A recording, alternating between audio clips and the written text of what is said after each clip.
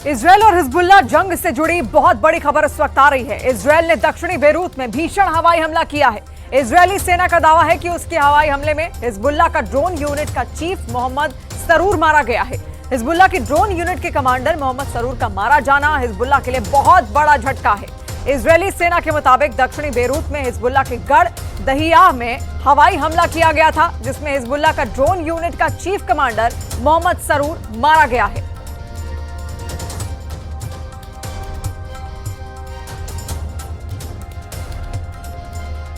और इजरायल को अच्छी तरह से पता है कि जब तक ईरान हमास और हिजबुल्लाह का साथ देता रहेगा तब तक इजरायल जंग नहीं जीत पाएगा।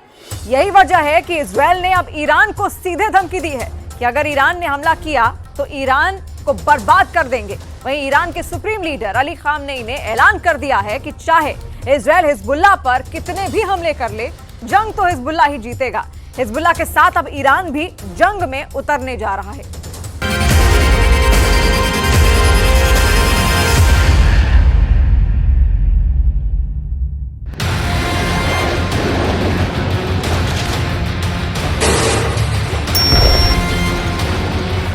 जंग में उतरा ईरान, जीतेगा तो हिजबुल्लाह ही।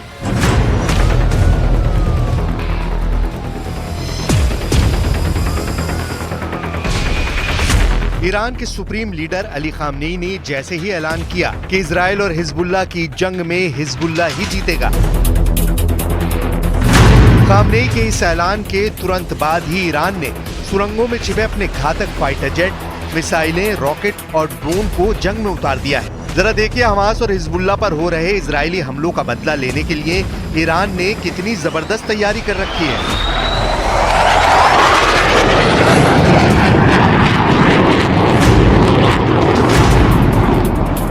इधर इजरायल यूएन से लेकर पूरे मिडिल ईस्ट में यही दावा कर रहा है कि अगर हिजबुल्लाह और हमास का सफाया नहीं करा तो 2 साल में इजरायल का वजूद मिडिल ईस्ट से खत्म हो जाएगा। इजरायल के पीएम नेतन्याहू, रक्षा मंत्री योव गैलेंट और इजरायली सेना के चीफ ऑफ स्टाफ का कहना है ईरान ही वो मास्टरमाइंड है जिसके दम पर अभी तक हमास इजरायल पर हमला कर रहा है। ईरान ही वो इस्लामिक मुल्कों की ताकत है जिसके दम पर हिजबुल्लाह के लड़ाके अब इजरायल की राजधानी तेल अवीव तक मिसाइल हमले करने लगे हैं। इजरायली सेना ने इसी खतरे को देखते हुए पिछले 5 दिनों में दक्षिणी लेबनान और लेबनान की राजधानी बेरूत में भयंकर हवाई हमले किए हैं। अब तक इजरायली सेना हिजबुल्लाह के 1800 ठिकानों को तबाह कर चुकी है, जिसमें 620 से ज्यादा हिजबुल्लाह लड़ाके और लेबनानी नागरिक मारे गए हैं। हम आपको पूरी डिटेल के साथ बताएंगे कि ईरान इजरायल में किस तरह से जंग करने जा रहा है और क्यों। मिडिल ईस्ट के 16 मुस्लिम देशों से पंगा लेना इजरायल पर भारी साबित होने जा रहा है। लेकिन पहले ये जान लीजिए कि इजरायली सेना हिजबुल्लाह से अब तक किस तरह की जंग कर रही है।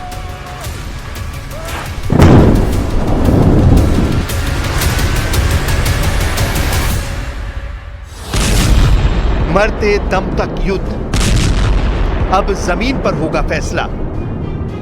इजरायल के प्रधानमंत्री बेंयामिन नेतन्याहू ने फिर ऐलान कर दिया है कि हिजबुल्लाह से किसी भी तरह का युद्ध विराम नहीं होगा। बेंयामिन नेतन्याहू ने साफ कहा है कि युद्ध विराम की खबरें पूरी तरह से झूठी हैं।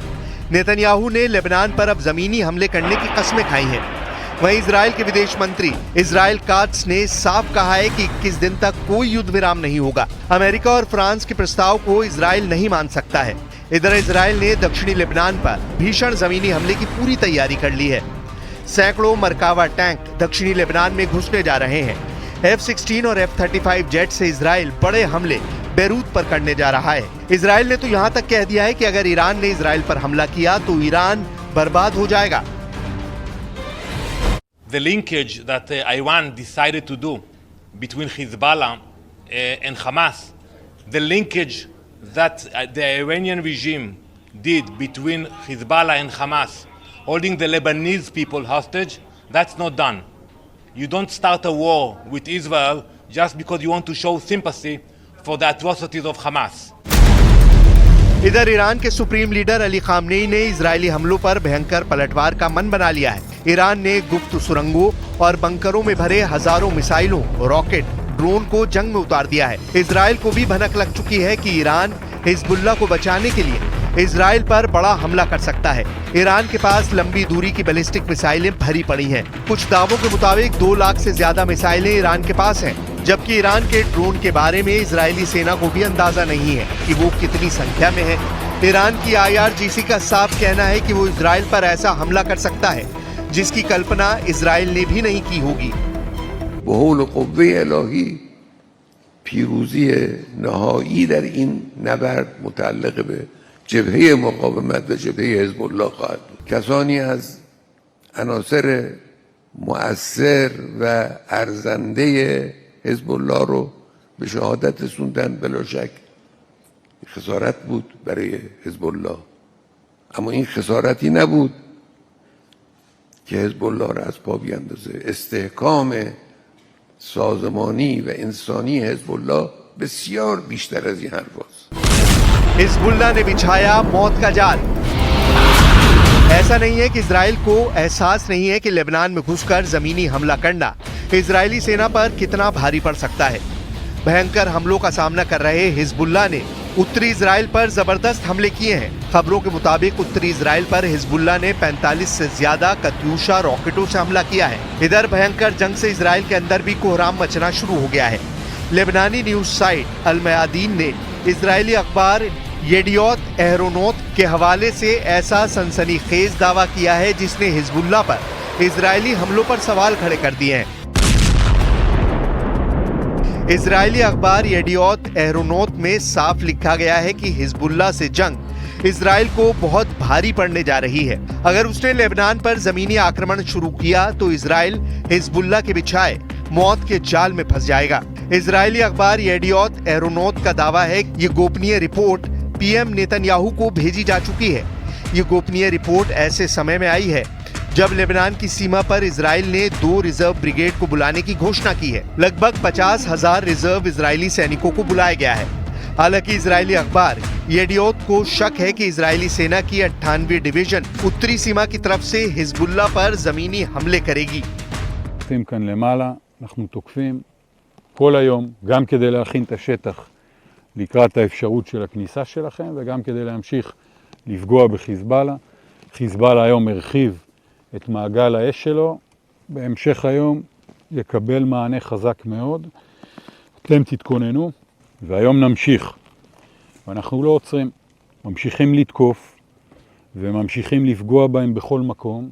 इजरायली सेना खुद मानती है कि हिजबुल्लाह के पास 45,000 लड़ाके हैं, जिनमें से 20 रैनों और रॉकेटों की सीरीज मौजूद है, जिसकी संख्या वॉशिंगटन में मौजूद वॉर एक्सपर्ट्स के मुताबिक 2 लाख तक है। हिजबुल्लाह के 2 लाख रॉकेट इजराइल शक्तिशाली एयरफोर्स और मिसाइल रक्षा नेटवर्क को पूरी तरह से तबाह कर सकते हैं।